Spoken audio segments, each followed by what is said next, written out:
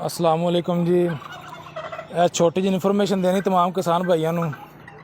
ਇਹ ਮਸ਼ੀਨ ਅਸੀਂ ਕਟਾਈ ਕਰਾਈ ਗੰਦਮ 10 ਏਕੜ ਤੇ ਇਹ ਖੋਲੀ ਪੜੋਲਾ ਵੀ ਆਹ ਪੜੋਲਾ ਆਹ ਖੋਲ ਇੱਕ ਦਫਾ।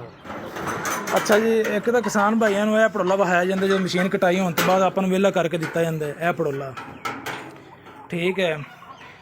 ਤੇ ਇੱਕ ਇਹਨਾਂ ਖੁਫੀਆ ਪੜੋਲਾ ਬਣਾਇਆ ਹੋਇਆ ਹੈ ਮਸ਼ੀਨ ਵਾਲਿਆਂ ਨੇ ਜੀ, ਜਿਹੜਾ ਆਪਾਂ ਨੂੰ ਨਹੀਂ ਪਤਾ ਚੱਲਦਾ ਆਮ ਬੰਦੇ ਨੂੰ, ਉਹ ਵੀ ਤੁਹਾਨੂੰ ਦਿਖਾਣੇ ਜੀ। ਇਹ ਪਿੱਛੇ ਏਅਰ ਕਲਿੰਡਰ ਦੇ ਨਾਲ ਨਟ ਲੱਗੇ ਹੁੰਦੇ ਨੇ ਤੇ ਇਹ ਟੱਪ ਹੈ ਜੀ, ਖੋਲ੍ਹਿਆ ਜਾਂਦਾ।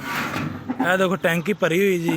ਇਹ ਮਸ਼ੀਨ ਲਈ ਜਾਂਦੇ ਸਾਨੂੰ ਤੇ ਸਾਨੂੰ ਬਸ ਪਤਾ ਚੱਲਿਆ ਤੇ ਅਸੀਂ ਇਹਨਾਂ ਨੂੰ ਜਿਹੜਾ ਨਾ ਜੀ ਪਕੜ ਲਿਆ ਮਸ਼ੀਨ ਵਾਲਿਆਂ ਨੂੰ।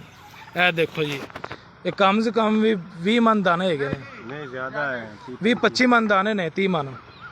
ਤੇ ਇਹ ਦੇਖ ਲਓ, ਇੱਕ तमाम किसान भाइयों ਨੂੰ ਇਨਫੋਰਮੇਸ਼ਨ ਦਿੱਤੀ ਜਾਂਦੀ ਹੈ ਮਸ਼ੀਨਾਂ ਵਾਲਿਆਂ ਤੋਂ ਬਚੋ ਤੇ ਆਪਣੀ ਇਹਤਿਆਤ ਕਰੋ। ਮਿਹਰਬਾਨੀ ਜੀ, ਸ਼ੁਕਰੀਆ।